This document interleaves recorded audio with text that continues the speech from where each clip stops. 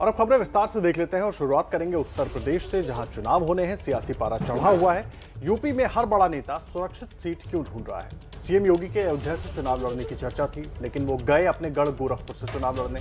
अब अखिलेश यादव ने भी योगी के नक्शे कदम पर चलते हुए अपने लिए एक सुरक्षित सीट ढूंढ ली, लेकिन इस बार वो एक गलती कर बैठे।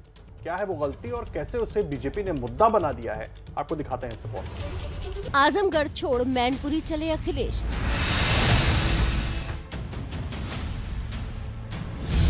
करहल सीट से आजमाएंगे किस्मत,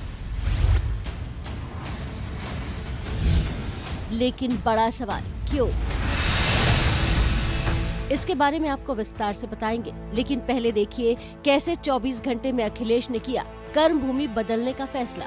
पहली बार विधानसभा चुनाव लड़ने जा रहे अखिलेश यादव मैनपुरी जिले की करहल विधानसभा सीट से किस्मत आजमाएंगे।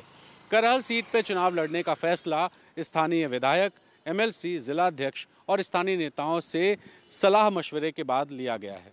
यादव बहुल इस सीट को अखिलेश यादव के लिए सबसे सुरक्षित सीट मानी जा रही है, क्योंकि ये सीट समाजवादी पार्टी के गढ़ वाली सीट मानी जाती है। अखिलेश ने चुनाव लड़ने से तो पर्दा बुधवार को ही हटा दिया था, लेकिन सीट का सस्पेंस बना हुआ था। कल जब अखिलेश फिर मीडिया के सामने आए, तब भी उन्होंने सीट का ऐलान नहीं किया। हालांकि उनके बयान से ये इशारा जरूर मिल गया कि वो एक ऐसी सीट से मैदान में उतरने वाले हैं जहां जीत की 100% गारंटी है। मैं आजमगढ़ की जनता से कहूंगा और पार्टी जहां फैसला लेगी वहां लड़ूंगा। समाजवादी पार्टी तय करेगी कहां चुनाव लड़े, लेकिन क्योंकि समाजवादी पार्टी आगे है, समाजवादी पार्टी आगे है तो आगे ही रहेंगे हम भी। अखिलेश की सीट का ऐलान होते ही बीजेपी ठीक वैसे ही हमलावर हो गई, जैसे योगी के गोरखपुर सीट से लड़ने के बाद अखिलेश थे। डिप्टी सीएम केशव प्रसाद मौर्य ने ट्वीट किया, मैनपुरी जनपद के करहल सहित सभी सीटों पर 2022 में खिलेगा कमल का फूल, लगेगा जीत का चौका। श्री अखिलेश यादव जी ने विकास किया होता तो किसी शहरी सीट से लड़ते चुनाव, सुरक्षित सीट तलाशने के लिए गए मैनपुरी। बहुत एक अलग प्रकार से लगा है कि हाँ, उन्होंने साहस दिखाया, लेकिन कहाँ गए? मैनपुरी गए, लेकिन उनकी हिम्मत नहीं पड़ रही थी चुनाव लड़ने की।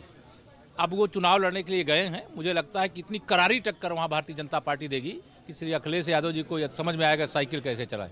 अगर उनको ये गलतफहमी है कि मैनपुरी उनका गढ़ है जहां उनके पिताजी चुनाव जीत करके आए हैं और वहां से वो चुनाव लड़ करके सेफ है, हम उनकी साइकिल को करहल में ही पंचर कर देंगे, वो एक्सप्रेसवे चढ़ नहीं पाएंगे जिस एक्सप्रेसवे से उनको घर से लखनऊ आने का रास्ता मिलता है। लखनऊ की दूरी करहल से बहुत ज्यादा हो जाएगी। जो अब तक कह रहे थे कि वो उत्तर प्रदेश की किसी भी सीट से चुनाव लड़कर जीत जाएंगे, तो आखिरी में उनको कौन सी सीट मिली?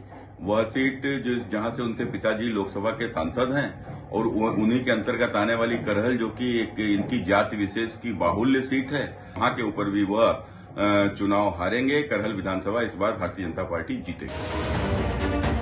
इन बयानों से जाहिर है कि बीजेपी अखिलेश को इतनी आसानी से विजय तिलक नहीं लगने देगी, और यही वजह है कि अखिलेश को अपना संसदीय क्षेत्र आजमगढ़ छोड़कर मैनपुरी के करहल आना पड़ा। करहल विधानसभा सैफई के करीब है। यहाँ मुलायम सिंह के परिवार का काफी अच्छा प्रभाव है। इस सीट पर 2007 से समाजवादी पार्टी का कब्जा है।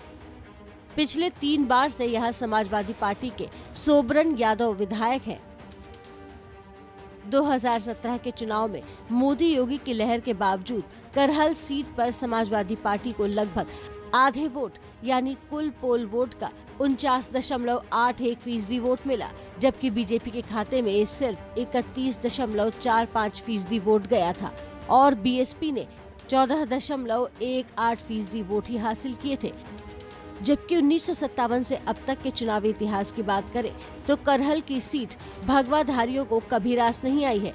यहाँ सिर्फ एक बार 2002 में ही बीजेपी को जीत नसीब हुई थी। तो अखिलेश के चुनाव लड़ने के ऐलान के बाद आजमगढ़, इटावा, मैनपुरी, संभल की, गुन्नौर की सीटों का कयास शुरू हो गया था, लेकिन उन्होंने करहल पर मुहर क्यों लगाई, ये समझना बेहद जरूरी है। आइए आपको ग्राफिक्स के जरिए हम बताते हैं कि करहल सीट पर तीसरे चरण में मतदान होगा और जबकि सीएम योगी की सीट पर छठे चरण में मतदान होना है। यानी कि अखिलेश तीसरे चरण में फ्री होकर पूर्वांचल में प्रचार करने के लिए पहुंच सकते हैं, यहां पर ताकत झोंकेंगे। और दूसरी बड़ी वजह यह भी है कि अगर सेफ सीट ना होती तो प्रचार के लिए वक्त देना पड़ता। ऐसे में अपनी सीट के कारण दूसरे इलाकों की अनदेखी हो सकती थी। तो करहल सीट इसी वजह से अखिलेश यादव ने चुनी है। तो सीट का चुनाव हो गया है। करहल सीट का जातीय गणित आखिर कैसे अखिलेश यादव के लिए जीत की गारंटी मानी जा रही है, उसे भी जरा आपको हम समझा देते हैं। देखिए, चुनाव आयोग के मुताबिक जो करहल सीट है, करहल में कुल वोट 3,71,000 हैं, जिसमें यादव करीब 1,44,000 हैं। शाक्य वोटर यहां पर 35,000 हैं और क्षत्रिय वोटरों की संख्या 25,000, लोधी 11,000 है, ब्राह्मण वोटर 14,000 हैं इस इलाके में और जाटव 34,000 हैं। तो ये पूरा समीकरण, जातिगत समीकरण हम आपको बता रहे हैं करहल विधान सीट का। देखिए, यूपी चुनाव में एक वादे से 36 लाख वोटों का जुगाड़। क्या है अखिलेश का ये मास्टर स्ट्रोक, आपको दिखाते हैं इस रिपोर्ट में। 300 यूनिट बिजली घरेलू माफ होगी। 2005 से पूर्व कर्मचारियों को मिलने वाली पुरानी पेंशन व्यवस्था लागू की जाएगी। समाजवादी पार्टी जो कहती है वो करके दिखाती है। यूपी के चुनाव में वादों की बरसात जारी है। समाजवादी पेंशन और फ्री बिजली के बाद अब अखिलेश यादव ने वोटरों से एक और बड़ा वादा किया है। 2005 से पूर्व कर्मचारियों को मिलने वाली पुरानी पेंशन व्यवस्था लागू की जाएगी। केंद्र में भारतीय जनता पार्टी की सरकार द्वारा वर्ष 2004 में नियमावली बनाई, जिसके आधार पर अप्रैल 2005 के बाद नियुक्त शिक्षक और कर्मचारी की मासिक पेंशन की योजना समाप्त की गई। मुझसे लगातार तमाम कर्मचारी और शिक्षक संगठन मिले और उन्होंने पूर्व की भांति पुरानी पेंशन योजना लागू करने की मांग करी। इन लोगों ने लगातार आंदोलन और धरना प्रदर्शन किया, लेकिन इस कर्मचारी विरोधी सरकार ने इनकी बात नहीं सुनी। अब आपको अखिलेश के इस ऐलान से जुड़े वोटों के अंकगणित को समझाते हैं। अखिलेश की माने तो 2005 से बंद पेंशन को बहाल करने से 12 लाख सरकारी कर्मचारियों को सीधे सीधे फायदा होगा। अखिलेश के इस ऐलान के बाद से कर्मचारी के परिवार में वोट देने वाले 3 लोग भी प्रभावित होंगे। तो अखिलेश ने एक मास्टर स्ट्रोक से 36 लाख वोटों का इंतजाम किया है।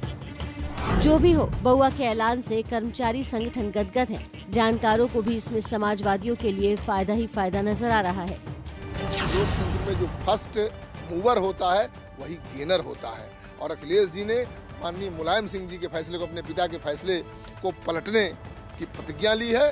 तो भाजपा को भी चाहिए कि बड़े दिल के साथ अटल जी के फैसले को पलट दे। अखिलेश यादव ने अगर 2022 के चुनाव को देख के ये अनाउंसमेंट किया है तो निश्चित तौर पर मान के चलिए कि उत्तर प्रदेश में भी 12 से 14 लाख के बीच में ऐसे कर्मचारी हैं सरकारी जो 2005 के बाद सरकारी सेवा में आए हैं।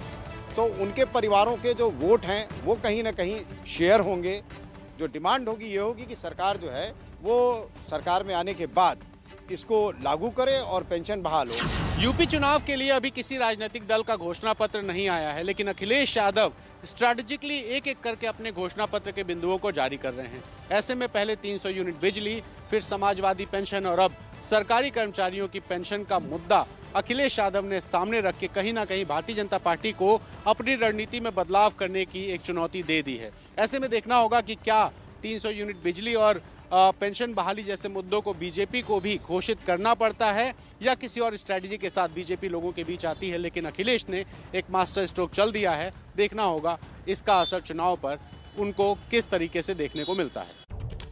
वहीं मुलायम सिंह यादव की छोटी बहू यानी कि अपर्णा यादव के बाद मुलायम सिंह यादव के साढ़ू भाई दोनों बीजेपी में शामिल हो चुके हैं और इसे समाजवादी पार्टी के घराने में बीजेपी की फूट कहा जा रहा है। तो बीजेपी को जवाब देने के लिए अखिलेश यादव भी एक के बाद एक बीजेपी नेताओं को तोड़ने के काम में जुटे हुए हैं। गोरखपुर शहर सीट पर सीएम योगी को घेरने के लिए भी बीजेपी के ही नेता की तलाश है और 2 नेताओं पर नजर है। पहला नाम है राधा मोहन दास अग्रवाल और दूसरा नाम है उपेंद्र शुक्ला की पत्नी सुभावती शुक्ला का।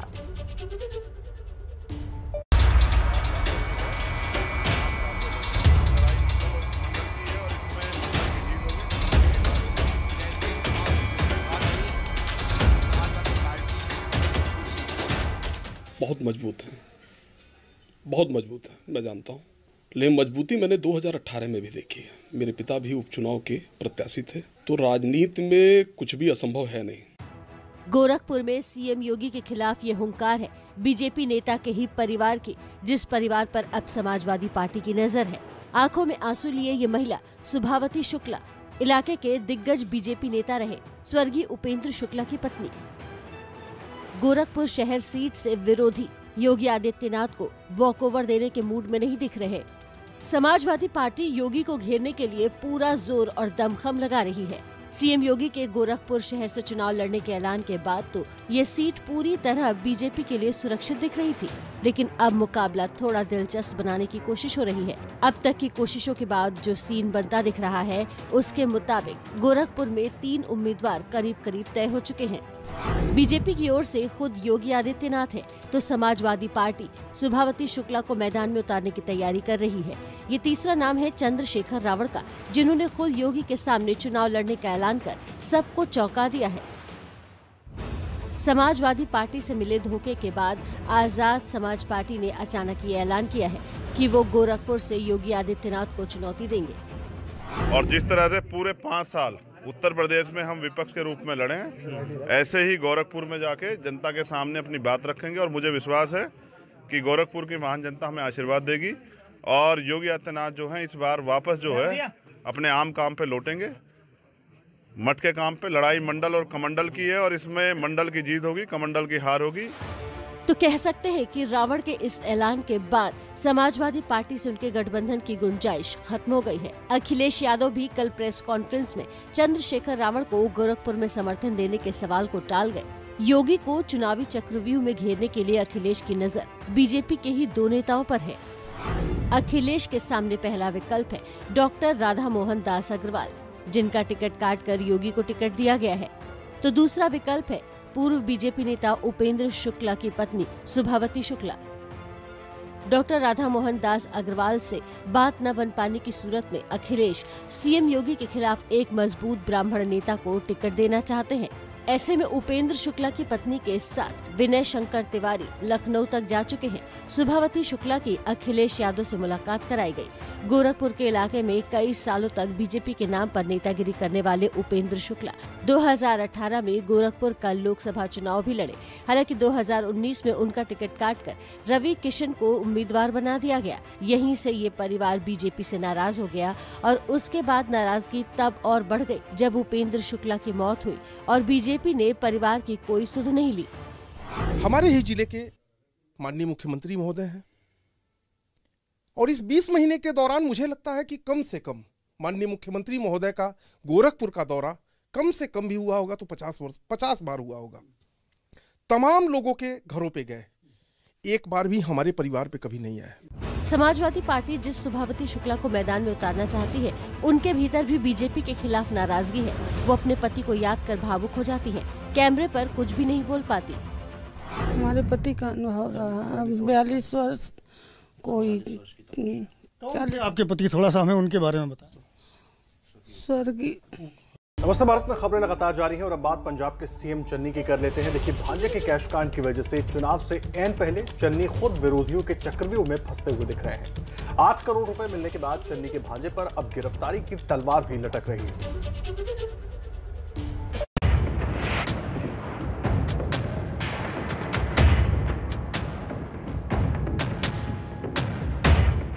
चुनाव से पहले मुश्किल में चन्नी, भांजे पर लटकी गिरफ्तारी की तलवार। जी हां, तैयारी हो चुकी है और अब सिर्फ एक्शन का इंतजार है। प्रवर्तन निदेशालय की टीम मुख्यमंत्री चरणजीत सिंह चन्नी के भांजे भूपेंद्र सिंह हनी को गिरफ्तार कर सकती है।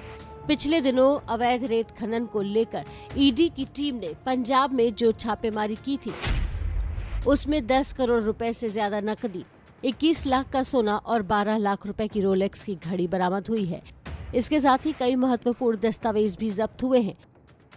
बताया जा रहा है कि इस बरामदगी में सबसे ज्यादा नकदी इसी ठिकाने पर मिली है। ये रकम लगभग 7 से 8 करोड़ रुपए बताई जा रही है।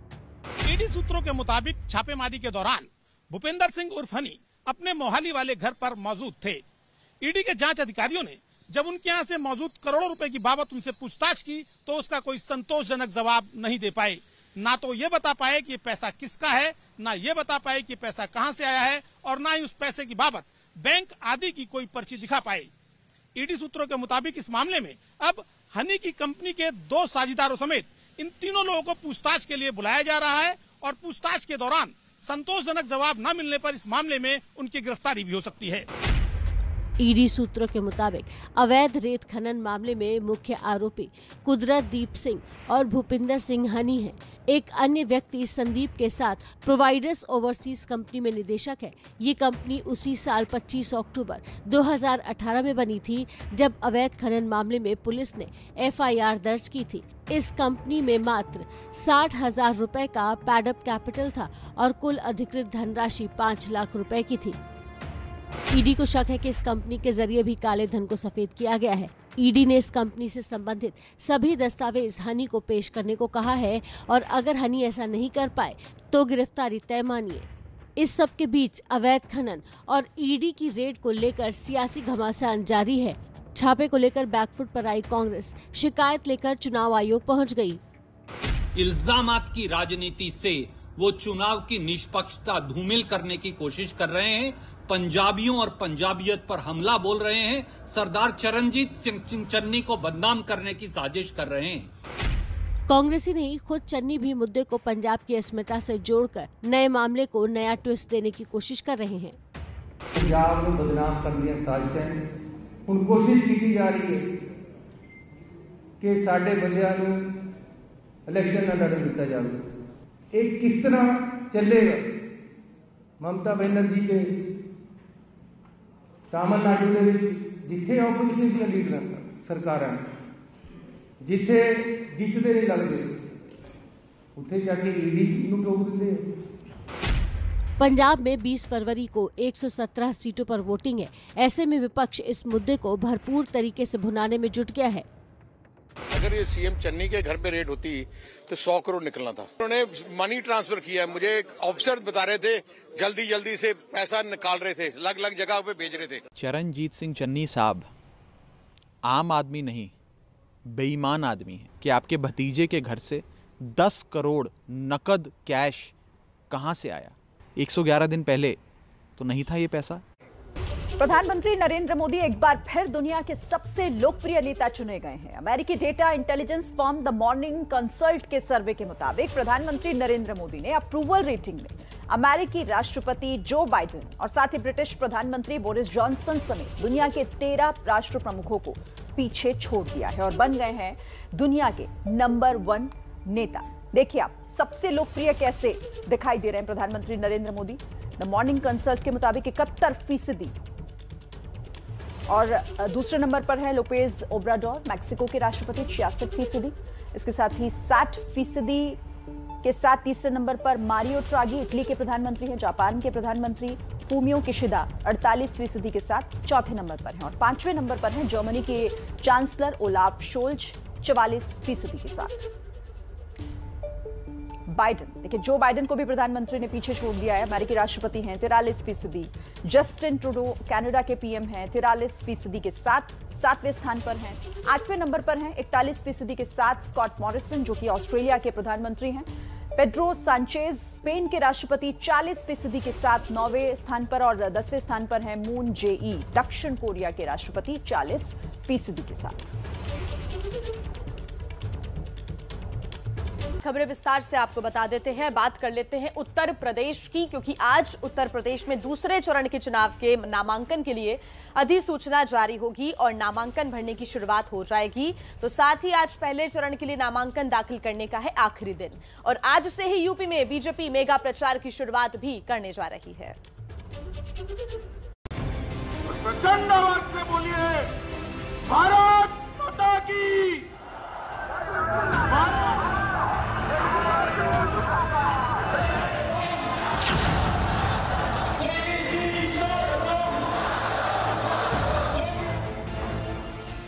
बीजेपी अध्यक्ष जेपी नड्डा, गृह मंत्री अमित शाह और मुख्यमंत्री योगी आदित्यनाथ, प्रधानमंत्री मोदी के चेहरे के साथ ये तीनों नेता यूपी का रण जीतने के लिए मेगा प्रचार करने वाले हैं और आज से ही उसकी शुरुआत होने वाली है।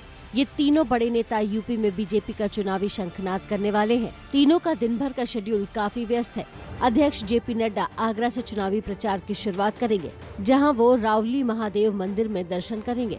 इसके बाद नड्डा आगरा और आसपास की कई विधानसभा क्षेत्र के कार्यकर्ताओं के साथ वर्चुअल बैठक में चुनावी तैयारियों की समीक्षा करेंगे। आगरा के बाद बरेली में डोर टू डोर कैंपेन करेंगे और फिर बरेली के पार्टी पदाधिकारियों के साथ बैठक करेंगे। चुनाव आयोग के निर्देशों के मुताबिक कोविड प्रोटोकॉल का पूरा पालन करते हुए बीजेपी ने छोटी छोटी बैठकें करने की योजना बनाई है। इसके अलावा तकनीक का ज्यादा से ज्यादा इस्तेमाल करने पर जोर रहेगा। जेपी नड्डा की तरह ही सीएम योगी भी चुनावी शंखनाद करेंगे। सीएम योगी आज 2 कार्यक्रमों में शिरकत करेंगे। लखनऊ में सीएम योगी बीजेपी के चुनाव प्रचार रथ को हरी झंडी दिखाएंगे। बीजेपी का एलईडी रथ सभी 403 विधानसभा क्षेत्रों में पहुंचेगा। बीजेपी के संवाद समागम कार्यक्रम में शामिल होंगे सीएम योगी। वीडियो कॉन्फ्रेंसिंग से पश्चिमी यूपी के उद्योग संगठन के नेताओं से संवाद करेंगे। कल यानी 22 तारीख से गृह मंत्री अमित शाह भी यूपी के चुनावी रण में कूद पड़ेंगे। वो मथुरा में कृष्ण जन्मभूमि से चुनाव अभियान की शुरुआत करेंगे।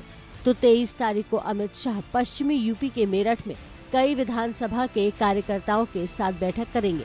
तो इसके अलावा घर घर जाकर चुनाव प्रचार का भी कार्यक्रम तैयार है। सपा बसपा का सुपड़ा साफ करने वाली विजय होनी चाहिए।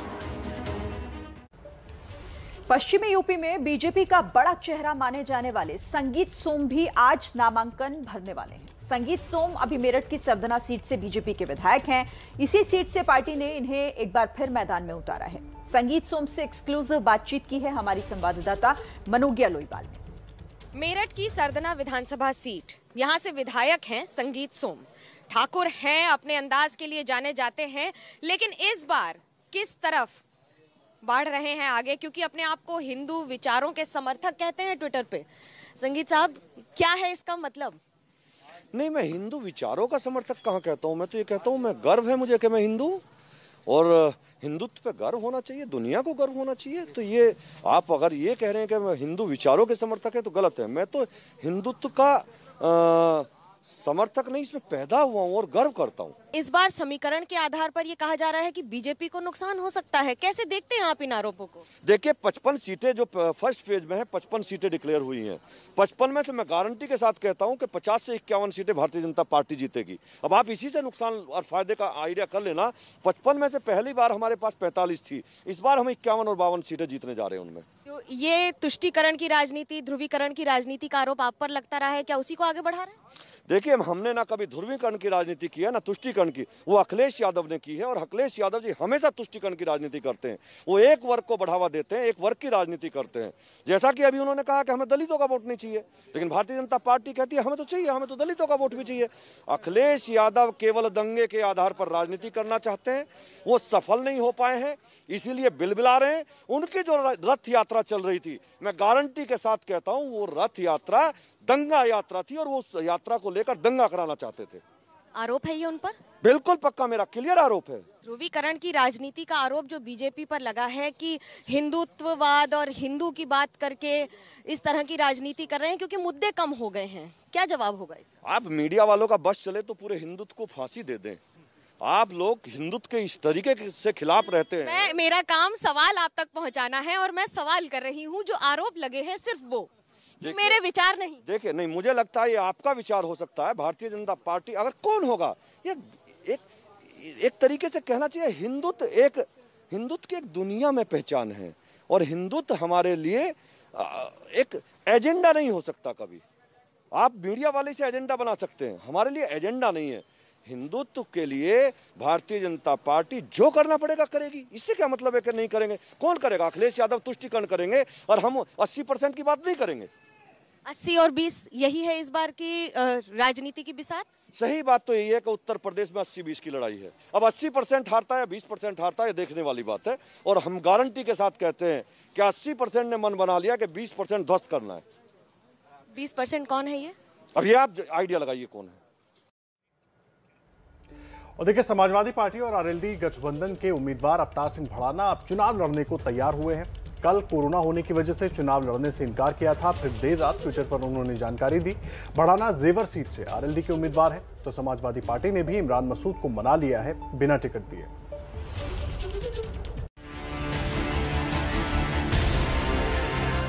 पश्चिमी यूपी के बड़े नेता अवतार सिंह भड़ाना को लेकर उठ रहे हैं सवाल।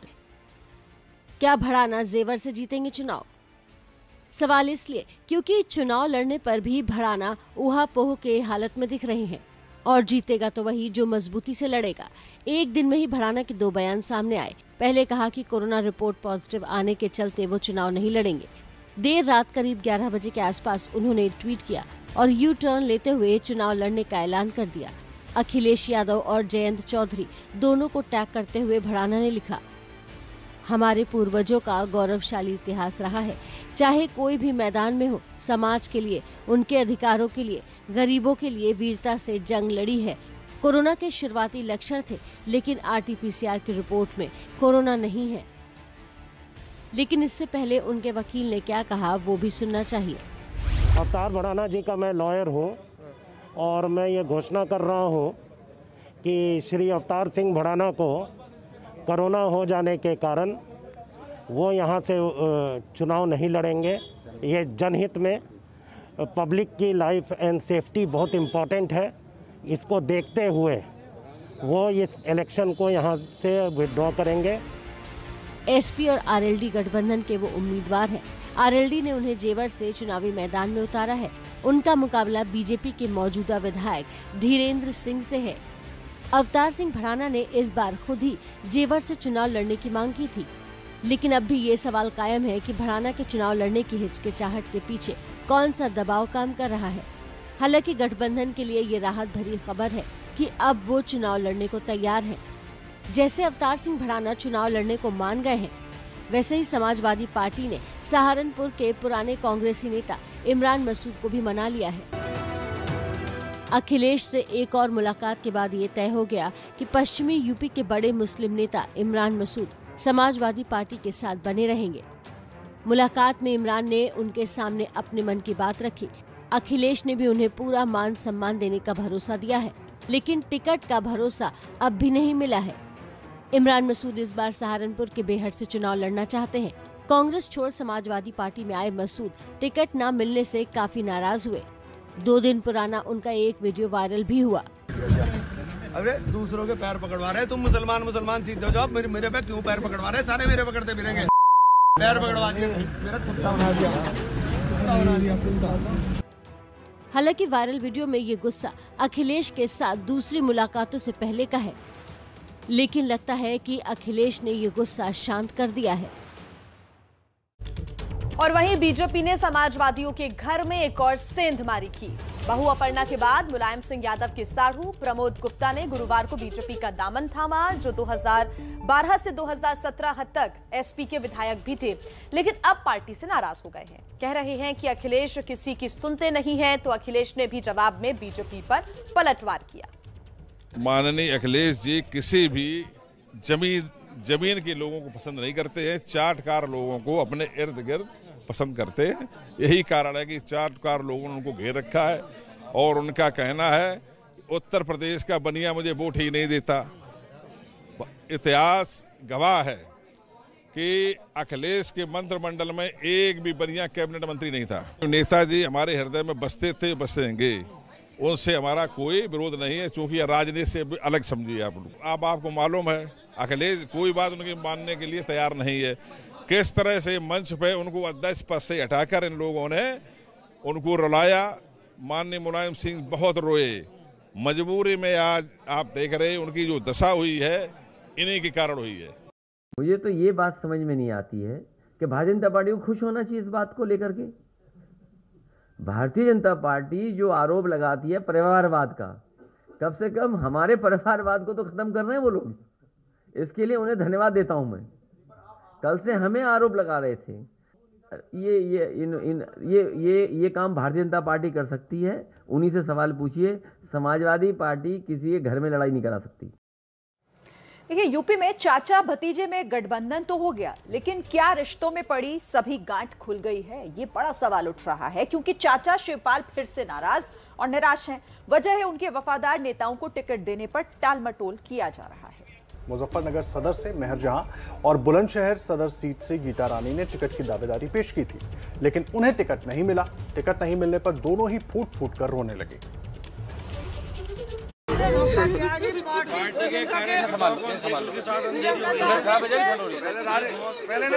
आप देख रहे हैं कैसे ये महिला फूट फूट कर रो रही है। अब आप सोच रहे होंगे कि आखिर इस महिला को हुआ क्या है जो दहाड़े मार मार कर रोए जा रही है। इनके रोने की वजह दिलचस्प है, खुद इन्हीं से सुनिए। रोते बिलखते बता रही हैं। ऐसा क्या हुआ जो मेरा टिकट काट के जो है मुझे नजरअंदाज कर दिया गया, ऐसी क्या वजह बनी? तो ये सब चुनाव का चक्कर है। टिकट की चाहत में मिली निराशा का नतीजा है। महिला का नाम मेहर जहां है, जो कांग्रेस पार्टी से जुड़ी है, इसी उम्मीद में कि कांग्रेस मुजफ्फरनगर सदर से उम्मीदवार बनाएगी, लेकिन ऐसा नहीं हो पाया। और फिर क्या था, लगी दहाड़े मारने, अपना दुखड़ा सुनाने और साथ ही साथ कांग्रेस महासचिव प्रियंका गांधी पर आरोप भी मढ़ दिया। प्रियंका दीदी ने एक नारा दिया कि लड़की हूँ, लड़ सकती हूँ। हम जमीनी स्तर से मेहनत कर रहे हैं, हम पुराने कांग्रेसी हैं, झंडा डंडा उठाए हम, खर्चा करें हम, मेहनत करें हम, कांग्रेस को जिंदा रखें हम। और ये जो है जब इलेक्शन का टाइम आता तो टिकट दूसरों को दे देते, तो क्या हमारे साथ नाइंसाफी नहीं है? ये चुनावी माहौल में दिल में ऐसी पीड़ा के साथ चलने वाली मेहर जहां अकेली नहीं है। इनके जैसों की फहरिस्त लंबी है। मेहर जैसा ही कुछ हाल बुलंदशहर की कांग्रेस नेता गीता रानी शर्मा का भी है। गीता अपना दर्द बताते बताते फपक पड़ी। गीता कहती हैं कि वो पैदाइशी कांग्रेसी हैं। उनके परिवार ने कांग्रेस के लिए शहादत तक दी है, फिर भी उन्हें नजरअंदाज किया गया। गीता आगे कहती हैं कि टिकट सर्वे के आधार पर होना चाहिए, मेहनत के आधार पर होना चाहिए। जो मेरे ताऊ जी थे वो कांग्रेस के कार्यकर्ता थे और कांग्रेस पार्टी के लिए शहादत भी हुए, लेकिन मतलब मैं एक ऐसी सदस्य हूँ जो किसी और पार्टी में कभी जा नहीं सकती। क्यों? अगर इसलिए नहीं जा सकती हूँ क्योंकि एक वो बात आ जाती है कि बुजुर्गों के नाम पे कलंक। सर्वे के आधार पे टिकट होना चाहिए था। जिन लोगों ने रियल में मेहनत की थी, जो सर्वे लिस्ट थी उसके बेसिस पे टिकट होना चाहिए था। गीता यही नहीं रुकी, बोली ईमानदार लोगों को टिकट नहीं मिल रहा, टिकट के लिए घूस लिए जा रहे हैं, लेकिन मैं लड़ूंगी और प्रियंका दीदी को सच में बताऊंगी कि मैं लड़की हूँ, लड़ सकती हूँ। सिकंदराबाद से राकेश भाटी ने बहुत मेहनत की थी, बेचारे को टिकट नहीं मिला। क्यों नहीं मिला? क्योंकि वो ईमानदार था, उनने मेहनत की, उससे घूस मांगी होगी, वो नहीं दे पाया। मैं किसी के खिलाफ नहीं हूँ, क्योंकि मैं रियल में लड़की हूँ, इसलिए लड़के दिखा रही हूँ दीदी को कि लड़की सच में ही लड़ सकती है।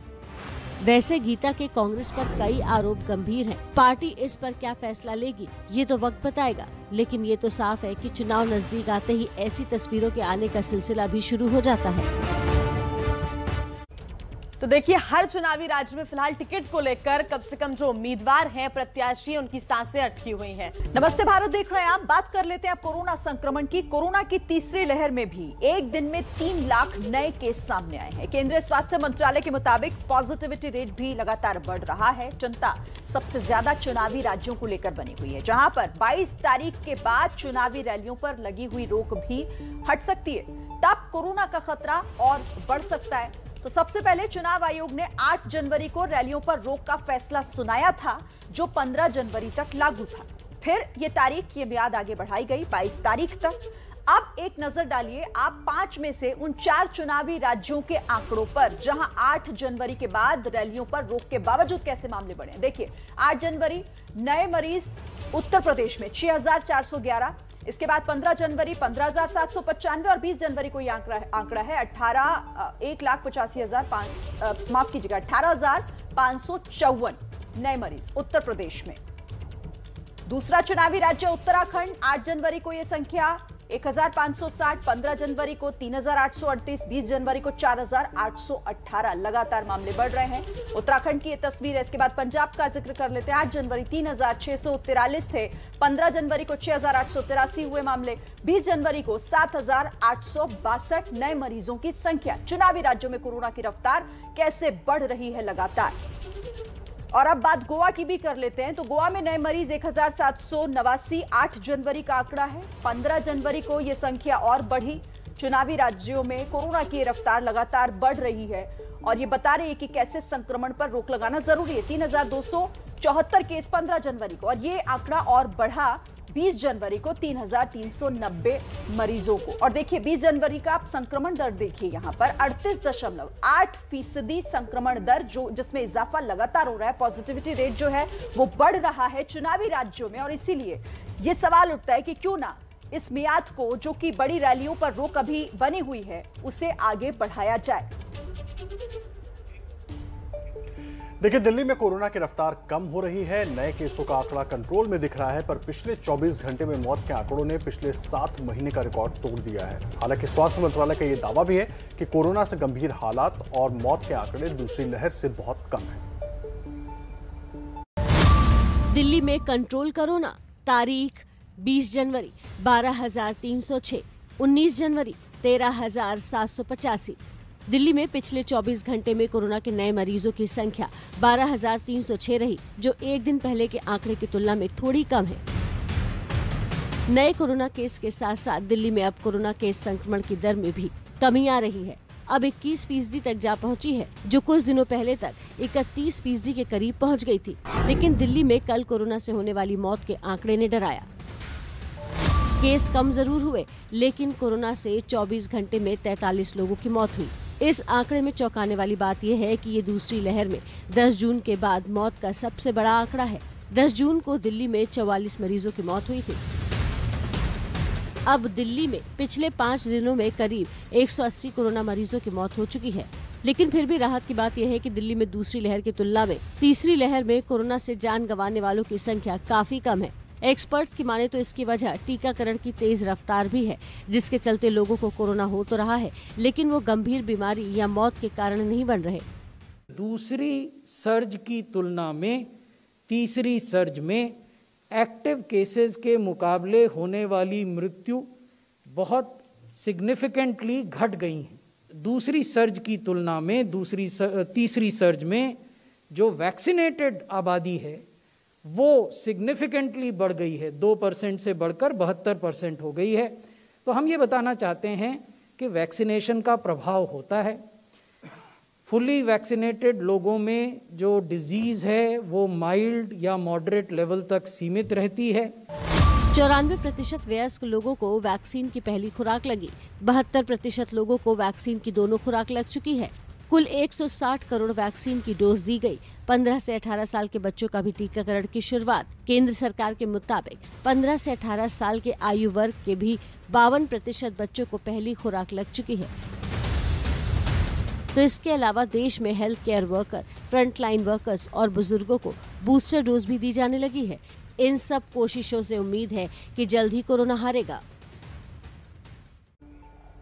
और कोरोना की तीसरी लहर के बीच महाराष्ट्र सरकार ने 1 से 12वीं क्लास तक के स्कूल खोलने का फैसला किया है। बड़ी खबर इस वक्त आपको बता रहे हैं, 24 जनवरी से स्कूल खुल जाएंगे। कोविड टास्क फोर्स और अभिभावक शिक्षक संघ के साथ बैठक के बाद खुद सीएम उद्धव ठाकरे ने फैसले पर मुहर लगा दी है। महाराष्ट्र शिक्षा मंत्री वर्षा गायकवाड़ के मुताबिक स्कूल खुलने के बाद सभी एसओपी का पालन किया जाएगा। जो गाइडलाइंस है उनका पालन करना होगा, जैसे बच्चों को मास्क पहनना, सैनिटाइजर का इस्तेमाल करना, सोशल डिस्टेंसिंग का पालन करना, इन तमाम बातों का ध्यान रखना जरूरी होगा। राज्य में कोरोना के ओमिक्रॉन वेरिएंट का संक्रमण बढ़ने के बाद स्कूल्स बंद कर दिए गए थे, लेकिन अब 24 जनवरी से राज्य में एक बार फिर स्कूल्स खुल सकेंगे। तो देखिए, कोरोना के बाद बात अब कर लेते हैं यूपी चुनावों की, जहां पर चुनाव के चलते चाचा भतीजे की पार्टी में गठबंधन तो हो गया, लेकिन क्या रिश्तों में पड़ी सभी गांठें खुल गई हैं? ये एक बड़ा सवाल उठ रहा है, क्योंकि चाचा शिवपाल फिर से नाराज और निराश दिख रहे हैं।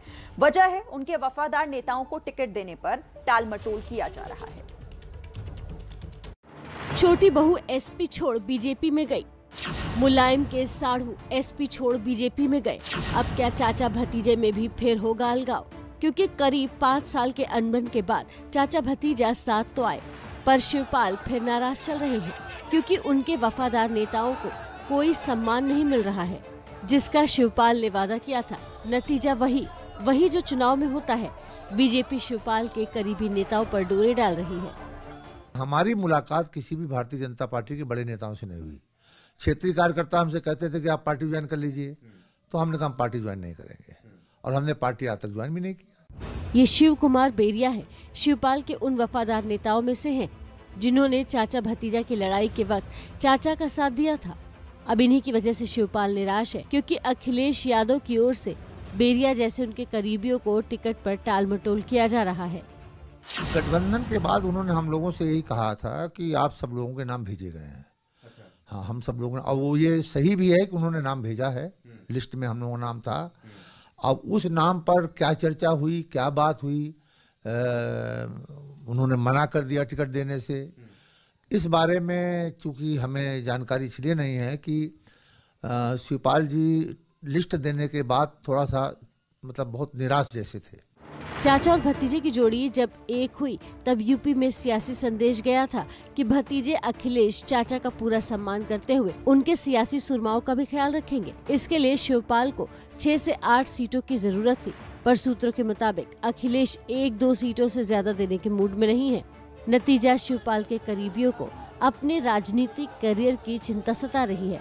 जानकारों की माने तो ये सभी दिग्गज नेता शिवपाल यादव के पुत्र मोह का शिकार हुए हैं। ऐसे में ये दिग्गज लोग बिल्कुल साइडलाइंड हो गए हैं। समाजवादी पार्टी उनको पूछ नहीं रही है। शिवपाल ने उनको बिना विश्वास में लिए सारी बातचीत कर ली है। शिवपाल को अपना पुत्र मोह एकदम से आ गया, तो ऐसे में वो तो निश्चित तौर पे ही ठगा हुआ महसूस कर रहे हैं, इसीलिए वो अपनी राजनीतिक जमीन तलाश रहे हैं। ये ना हो जाए कि शिवपाल ही कुछ करवट बदल ले, जैसा कि लक्ष्मीकांत वाजपेयी ने संकेत दिया था।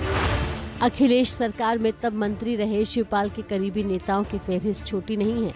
इसमें शिव कुमार बेरिया के अलावा रघुराज शाक्य, वीरपाल यादव, शादाब फातिमा, अरुणा कौरी, जयवीर यादव समेत कई नेता हैं। इन सब को चाचा भतीजे में गठबंधन के बाद उम्मीद जगी थी कि वो फिर से अपने क्षेत्र से चुनावी ताल ठोकेंगे, लेकिन अखिलेश यादव एडजस्ट करने वाली नीति पर नहीं चल रहे हैं और पुराने समाजवादियों की पीड़ा कैमरे के सामने छलक रही है। हाँ, निराशा तो है, क्योंकि हम लोगों का संपूर्ण जीवन जिस दल में खपा हो, जिस दल के लिए हम लोग फाउंडर मेंबर हैं, समाजवादी पार्टी के फाउंडर मेंबर हैं, और हम फाउंडर मेंबरों को भी ये दिन देखना पड़े तो उससे तकलीफ तो अंदर होती है। तो देखिए, यूपी में हर बड़ा नेता चुनाव लड़ने के लिए सुरक्षित सीट ढूंढ रहा है। अखिलेश यादव ने भी अपनी कर्मभूमि आजमगढ़ को छोड़कर मैनपुरी के करहल से चुनाव लड़ने का फैसला किया। इसी पर मशहूर कार्टूनिस्ट इरफान की कलम क्या कहती है, आइए देखते हैं।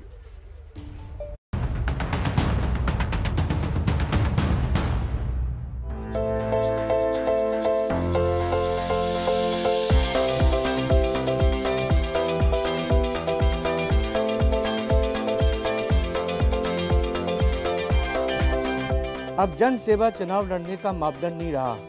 अब हर पार्टी ये देखती है कि किस जाति के मतदाता किस सीट पर सबसे ज़्यादा हैं, और हैरत की बात यह है कि इससे बड़े बड़े नेता भी अछूते नहीं रहे हैं। इसको लोकतंत्र का दुर्भाग्य नहीं कहा जाएगा तो क्या कहा जाएगा।